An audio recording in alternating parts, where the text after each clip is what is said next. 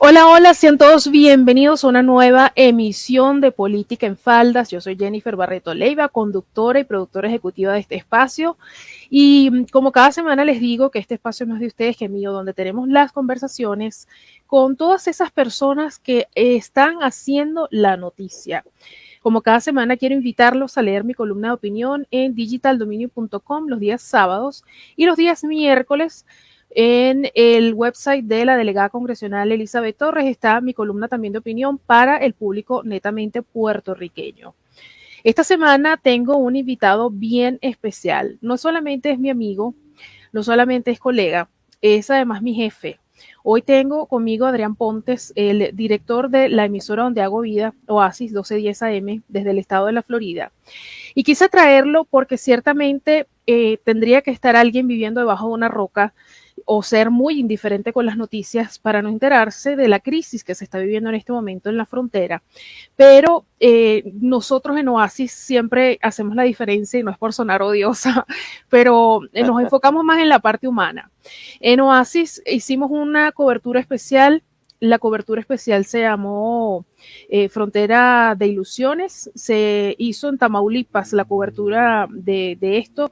La parte humana, qué se está viviendo en la frontera, cómo está llegando la gente, las condiciones a las cuales se enfrenta. Y debo decirle a la audiencia, quizá no ven la parte que hoy sí van a ver de lo que es hacer periodismo y de lo que nosotros vivimos en la emisora. Cada vez que salíamos al aire, a todos se nos terminaba llenando la cara de lágrimas.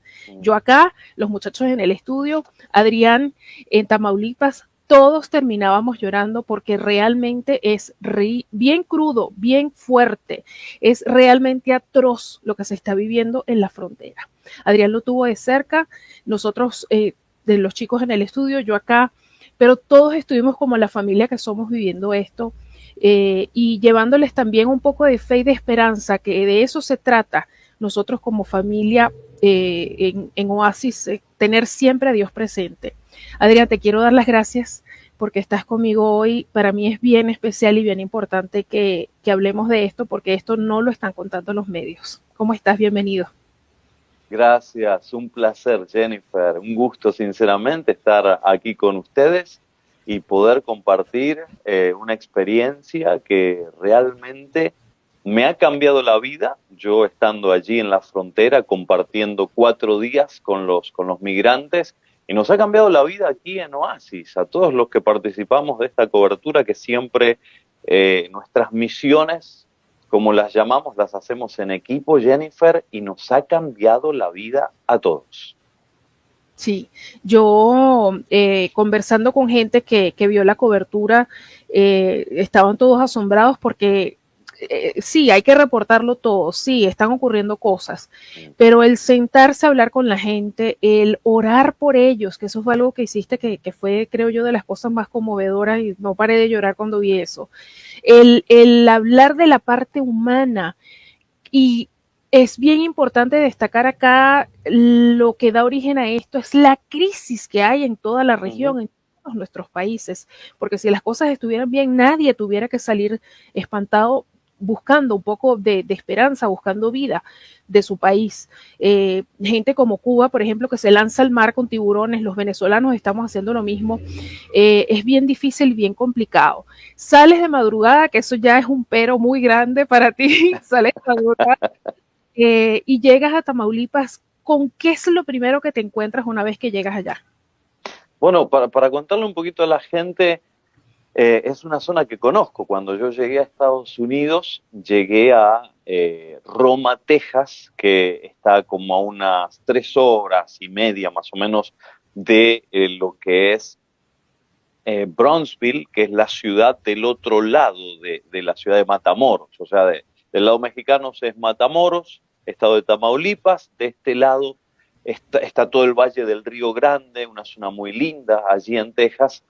Y y conocía la zona porque yo viví allí como 2 años prácticamente. Entonces conozco la realidad de lo que es la frontera, que la frontera no es ni México ni Estados Unidos, ¿no? Es una zona muy particular, donde se mueven muchas cosas, entre ellas los carteles, las asociaciones ilícitas muy organizadas, mucho más organizadas a veces que el mismo gobierno de México.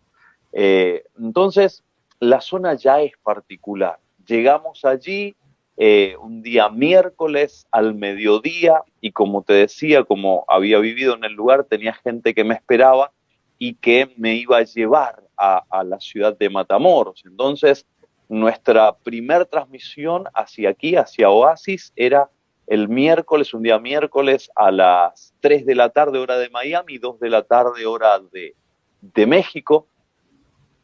Y la verdad, Jennifer, es que no sabía con lo que me iba a encontrar. Cuando hacemos estas misiones no sabemos bien cómo vamos a transmitir, si los equipos van a conectar bien, si vamos a tener buenas redes telefónicas, no sabemos qué tan seguros son los lugares, como por ejemplo cuando mandamos a Gonzalo, a uno de nuestros locutores, a Ucrania, no sabemos qué tan seguro vamos a estar. Y hablando de México, uno escucha muchas cosas, escucha de mucha inseguridad, escucha de periodistas que son secuestrados. Entonces, la verdad es que no sabía bien con lo que me iba a encontrar. Y menos todavía qué iba a pasar cuando llegue a los campamentos, porque es muy difícil que la gente no lo sepa, como tú dices bien. La realidad es que allí, solamente en la ciudad de Matamoros, hay un campamento con 5.000, 6.000 personas que están contra el río Bravo, que se levantan todas las mañanas del lado mexicano, pero a escasos, ¿qué te puedo decir? 20 metros ya es Estados Unidos. El río Bravo es muy angosto, sinceramente, así que es una realidad muy extraña. Todos los días se levantan mirando Estados Unidos y muchos se tientan, ¿no?, a cruzar. Pero bueno, las políticas son las que le han complicado la vida a la gente, Jennifer, como tú lo dices bien. Las políticas en nuestros países latinoamericanos están sacando a patadas a las familias de sus países. Te puedo asegurar que en los 4 días, con todos los que hablé, nadie me dijo, me fui de mi país para buscar el sueño americano, me fui de mi país porque quiero trabajar bien. La mayoría, y me duele en el alma decirlo, el 90%, quizás hasta 93, 95% de los que están en ese campamento son venezolanos. Y todos me dicen, la mayoría me dicen, obviamente que hay persecución, que no se pueden expresar libremente, que no pueden tener sus ideas propias, pero la gran mayoría con lágrimas en los ojos, padres de familia, me dicen, Adrián, solamente un padre puede entender lo que es no poder darle de comer a sus hijos. No tenía forma de quedarme, podía trabajar muchísimo tiempo y sin embargo no me alcanza la comida, la plata para comprar la comida una semana, quizás trabajando un mes y medio, no alcanza el dinero. Eso es lo que está pasando en la frontera. Hay gente muy especial, Jennifer, allí, muy especial. Realmente es atroz lo que está sucediendo y recuerdo, le quiero compartir un detalle muy íntimo a la audiencia. Cuando estaba coordinando con Adrián el hacer esta entrevista, yo terminé llorando porque yo le decía a Adrián, ¿qué necesidad hay de esto? No hay ninguna necesidad.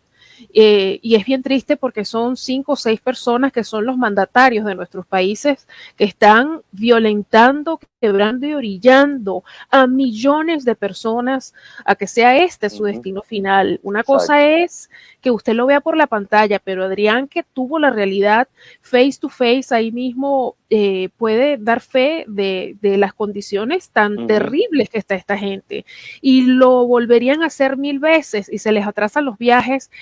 Usted les voy a compartir los enlaces para que usted mismo vea aquí en la caja de información de YouTube y de Rumble, para que ustedes mismos vean el reportaje. Se les retrasaban las citas, perdían los viajes y volvían otra vez y todas las veces que hiciera falta con tal de poder encontrar un poco de libertad y de vida, porque estos sistemas te quiebran y te roban la vida, no solamente en tiempo, sino en calidad, que eso es igual de importante. Adrián, cuando hablaste con la gente, ¿qué fue de las cosas que quizá, aparte de lo que mencionabas ahorita, que te repetían más, tenemos hambre, tenemos frío, nos queremos ir de aquí? ¿Qué te decía la gente? Bueno, primero tengo que decirte lo que me impresionó, Jennifer. Y tengo que volver a recalcarte lo que te dije cuando coordinábamos la entrevista. Los venezolanos me robaron el corazón. Los venezolanos me ganaron el alma. Uno llega a un lugar donde hay muchísima gente con mucha necesidad. Estamos hablando de gente que duerme bajo esas bolsas de nylon negro que se usan para la construcción, para meter los escombros y demás, que son bolsas duras. Ellos las abren, tienden un hilo de árbol a árbol, cuelgan allí en una especie de carpa improvisada la bolsa, duermen sobre cartones o sobre el suelo o sobre lo que pueden. Entonces hay mucha necesidad de mucha gente que trata de ganarse el peso mexicano día a día haciendo lo que sea, lavando un auto, estacionando, cuidando un carrito, lo que sea. Pero tengo que decir algo, yo estuve 4 días allí y Jennifer, nadie, absolutamente nadie en los 4 días se acercó a mí a pedirme dinero, a pedirme, Adrián, necesito plata para comer o para darle de comer a mis hijos, para comprar pañales. Nadie. Esto habla muchísimo, no de la educación, porque la educación es una cosa, ¿sí? Y vi muchos profesionales, gente con 2 y 3 títulos que podrían estar tranquilamente, tendrían que estar tranquilamente trabajando en Venezuela y no pueden hacerlo. O si lo pueden hacer, el sueldo que le dan no les sirve absolutamente para nada. Entonces, una cosa es la educación. Yo vi muchísimo respeto, una palabra maravillosa. Vi muchísimo respeto. Es más, en vez de ellos pedirme a mí, cuando yo me acercaba, también con mucho respeto y cuidado con mi cámara y mi micrófono, que estábamos transmitiendo en directo hacia la radio, hacia el aire y hacia nuestras redes, yo les decía, ¿me puedo acercar? Y si estaban cocinando, Jennifer, me decía, venga, acérquese, donde come uno, comen 10, quiere algo. Ellos me ofrecían a mí. Esa es la realidad de la calidad de gente. Obviamente, siempre habrá alguno que rompa el molde, pero esa es la mayoría de la calidad de gente que yo encontré en la frontera. Gente muy respetuosa, gente con ganas de trabajar, no le están pidiendo regalado nada a nadie, no les están pidiendo prestado, quieren la oportunidad de trabajar honradamente y darle de comer a sus familias y darle un futuro mejor y que les den la posibilidad de vivir en una tierra de libertad donde se respeten sus derechos humanos, donde puedan trabajar fuerte de sol a sol, pero saber que van a agarrar un sueldo, que con ese sueldo le van a poder dar de comer, vestir y un techo a su familia. Esa es la gente que yo me encontré, me enamoré de ellos, hemos quedado amigos con muchos de ellos y me imagino que va a ser para toda la vida. Entonces, lo primero que tengo para decirte es eso. Yo aplaudo al valiente pueblo mexicano, gente que salía con familias enteras, no solamente esposo y esposo, sino mamá, papá, hijos y abuelo y abuela. Y cruzaban la selva del Darién todos juntos. Una mamá que le preguntábamos, ¿cómo hiciste con tus hijos? Y la mamá nos decía, bueno, yo lo que le dije a mis hijos para que no sufran, para que no vivan tan real y crudo el momento, yo les dije que íbamos a ir a una aventura y que íbamos a hacer competencias y a ver quién escalaba más rápido la montaña, y jugamos durante todo el camino. Miren el corazón de esa mamá venezolana tratando de cuidar a sus hijos, de que no vivan una experiencia traumática. O lamentablemente otros que me contaban, Adrián, y esto lo decía la mayoría, Jennifer, fíjate cómo a veces entre latinoamericanos no nos queremos.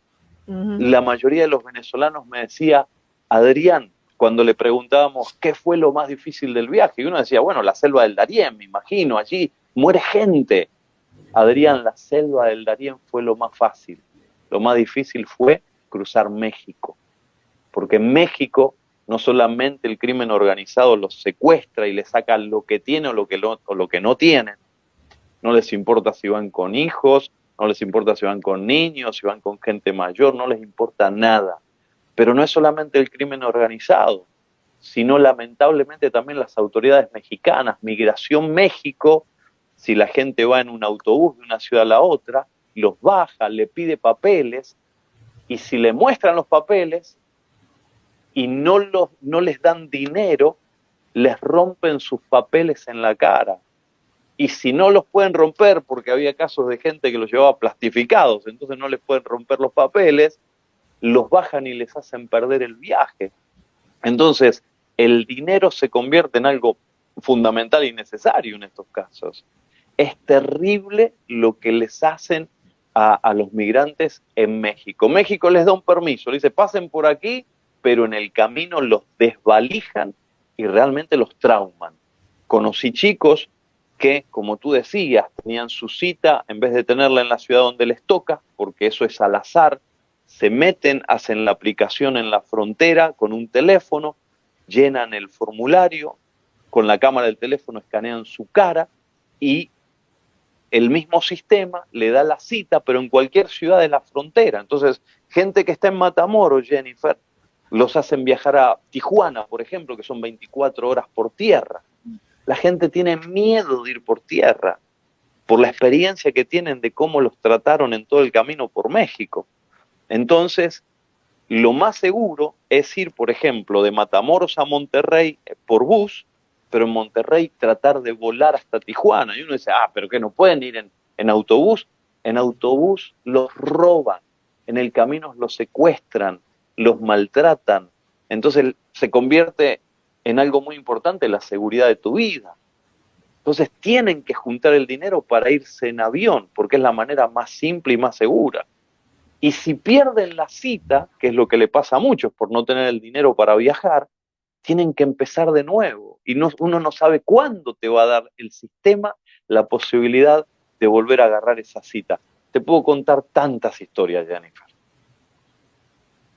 Qué doloroso escuchar todo esto, es una constante incertidumbre y hay que tener nervios de acero, ¿no? Para mantenerse en cierto control y más si eres papá o mamá. Esto que me estás relatando me acordó enseguida de la película La vida es bella, que el papá hacía mil cosas con tal de que su hijito jamás se enterara de la situación que estaban viviendo, y eso es lo que le toca a los padres en esas circunstancias. Qué duro, y estoy aquí peleando con las lágrimas, pero es bien difícil. De todo lo que viste, Adrián, llámese historias, localidades, condiciones, de todo, ¿qué es aquello que tú pudieras decir, esto me marcó para siempre, de esto me voy a acordar el resto de mi vida? Algo en particular que se haya quedado contigo. Número uno, la disponibilidad, a pesar de la situación en la que están. Repito, no tienen nada, están durmiendo prácticamente a la intemperie, a veces no hay ni siquiera para comer. A pesar de esa situación, nosotros fuimos obviamente a escucharlos, a contar las historias de parte de ellos directamente, porque es muy fácil leer en un periódico, hay 7.000 migrantes en la frontera y quieren ingresar, y muchos aquí en Estados Unidos opinan, eso está mal, ¿por qué hacen eso? ¿Por qué le dan posibilidades? Pero no nos tomamos el tiempo de ir y escucharlos y saber por qué necesitan una posibilidad. Pero algo que fue sorprendente, nosotros fuimos a contar historias, pero también fuimos a aliviar un poquitito. No fue mucho, fue un pequeño granito de arena, pero pudimos darle de comer alrededor, entre la comida de un día y el desayuno del otro día, a unas 800 personas. Jennifer, yo no sabía ni cómo íbamos a hacer eso, porque yo llegaba, no tenía dónde, si queríamos hacer comida, dónde cocinar, no teníamos dónde ir a comprar, no conocíamos la ciudad. Nosotros somos una radio cristiana. Oasis 1210 es una radio cristiana. Creemos en Dios. Dios se encargó de juntarnos o unirnos a la gente correcta. Gente que yo no conocía y que conocí ahí en el momento. Un pastor de allí de la ciudad de Matamoros me dijo: Adrián, aquí está la iglesia tiene una cocina y esta cocina la pueden utilizar. Las mismas mamás que yo les hacía la entrevista, por ejemplo, esta mamá que contaba que cuidaba a sus hijos, Daniela, se llama, Daniela inmediatamente me dijo: Adrián, van a cocinar, yo me ofrezco a cocinar. Inmediatamente 2 o 3 más dijeron: nosotros te ayudamos. Estuvieron cocinando todo el día, todo un día, para darle de comer a unos cientos. Los varones inmediatamente allí en el campamento me dijeron: yo te ayudo a organizar esto, porque si no eso era una locura, son miles viviendo en esa condición. Ellos mismos nos ayudaron a hacer las filas, a organizar la comida, a que los niños agarren la comida primero, a que nadie repita, a que si ya habías comido, bueno, trata de dejarle la comida a alguien que no comió. Todo eso lo hicieron ellos. Entonces, hay que decir estas cosas, Jennifer, porque a veces se dice lo que venden los medios de comunicación. Hay mucha gente buena, hay mucha gente honrada, hay mucha gente que decía: mira, yo estoy bien, tengo hambre, pero que coma alguien que no comió. Hay gente aquí que no comió quizás durante un día, 2 días. Que coman primero los chicos. Entonces, eso me marcó. En una situación donde hay absoluta necesidad y quizás yo me pondría a gritar: necesito ayuda. No. Ellos se ponían a ayudar. Ellos se ponían a organizar las cosas. Y después, algo muy doloroso que me marcó también es: muchos tienen que elegir quién va a ir a la cita. Porque de repente una cita es, como te contaba, en otra ciudad y no hay el dinero para toda la familia. Entonces, tienen que elegir entre ellos quién es el que va a ir a la cita. Entonces ese va a la cita, quizás ese cruza a los Estados Unidos, mientras los demás siguen esperando allí contra el río. Y las familias tienen que decidir en el momento. No, vas tú con el nene, yo me quedo. O no, mejor ve tú y cruza y trata de ya comenzar a ganar algo de dinero para sostenernos aquí y juntar dinero y se queda la mamá y los chicos solos y cruzan los varones del otro lado. Entonces, lo que están viviendo es muy, muy duro. El gobierno prácticamente no ayuda. Los que ayudan son las organizaciones sin fines de lucro, las iglesias, hasta donde pueden, porque los recursos del lado mexicano también son muy escasos. Tienen que cambiar los gobiernos, Jennifer. Por eso programas como este y gente como tú que se anima a decir las cosas como son muy valiosos. Porque la lucha no es contra Estados Unidos para que los deje entrar. Demasiado hace este país. Demasiado hace este país.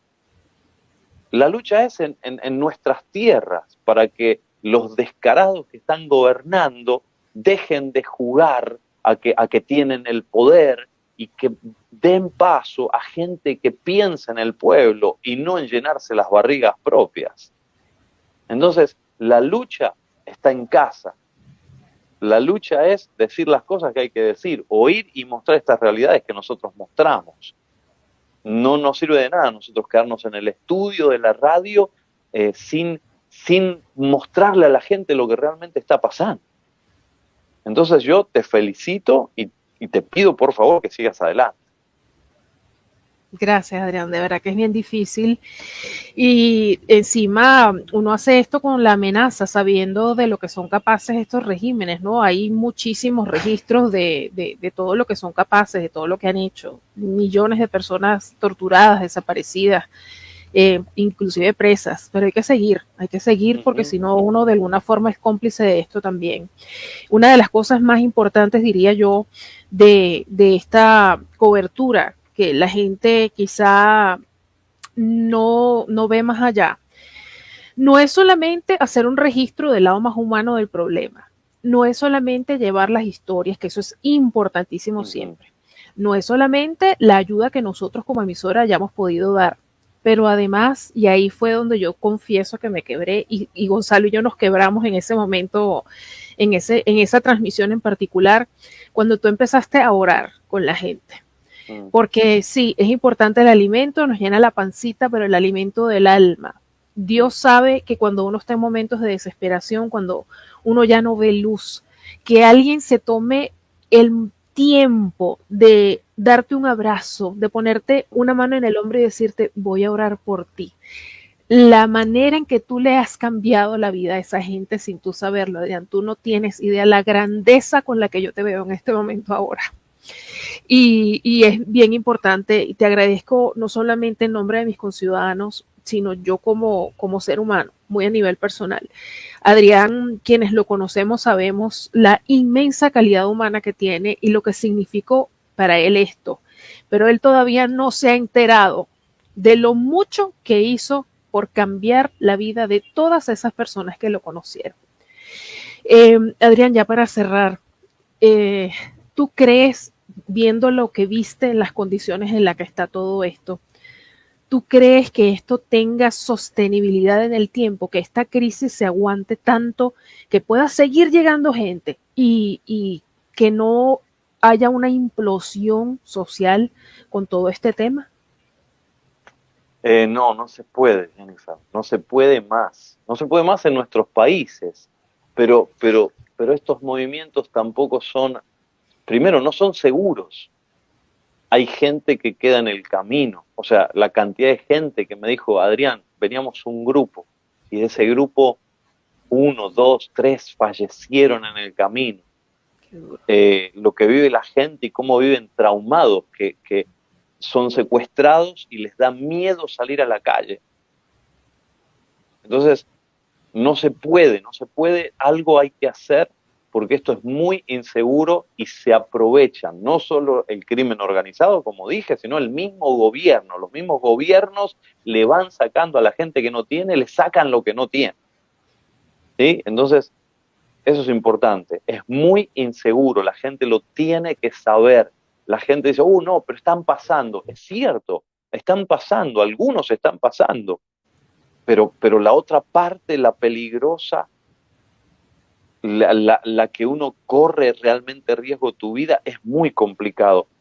Y si los gobiernos no cambian, la gente va a seguir buscando hacia dónde ir. Necesitamos generar cambios en nuestros países. Y estoy hablando de prácticamente todo Latinoamérica. Y eso es un trabajo nuestro. Es un trabajo nuestro, no podemos echarle el fardo, como decimos comúnmente, a Estados Unidos. Eso es un trabajo nuestro, de nosotros latinoamericanos. Totalmente. Adrián, te quiero dar las gracias porque me hayas concedido estos minutos y me hayas permitido de llevarle a la audiencia y yo misma inclusive conocer detalles que quizá en el momento de la cobertura no lo vimos, pero saber ese lado más humano que tiene toda esta tragedia, porque eso es. Y permitirme de alguna forma hacerte un pequeño homenaje a través de esta entrevista y darte las gracias por todo lo que hiciste, porque sé que fue duro tragar grueso esos 4 días viendo y escuchando todo lo que tuviste la oportunidad de ser testigo. Quiero de verdad darte las gracias por todo y gracias por permitirme ser parte de Oasis, que para mí, y siempre te lo he dicho y te lo voy a decir siempre, es uno de los honores más grandes que yo he tenido profesionalmente hablando. Ustedes son mi familia y como tú siempre decías cuando íbamos al aire, ya no somos jefe empleada, sino que somos más amigos que amigos y familia, todos de Oasis. Gracias de verdad. Absolutamente. Un placer. Dios te bendiga mucho, Jennifer, y adelante con esa tarea tan valiosa que estás haciendo. Un abrazo inmenso, sobre todo al valiente y muy respetuoso pueblo venezolano que me ha robado el corazón. Gracias, Adrián. Estén atentos porque la semana que viene vamos a tener a un pastor desde New York.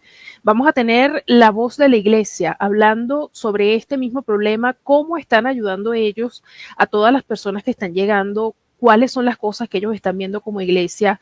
¿Cómo puede usted ayudar si usted quisiera aportar o ser parte de las manos que ayudan y aliviar un poco esta crisis que los medios lo pintan como una invasión, pero habría que ver el otro lado, ¿no? El lado más humano como lo estamos mostrando acá para que usted saque sus conclusiones. Eso es lo importante, que usted tenga todas las versiones y que le permitan escuchar todas las voces.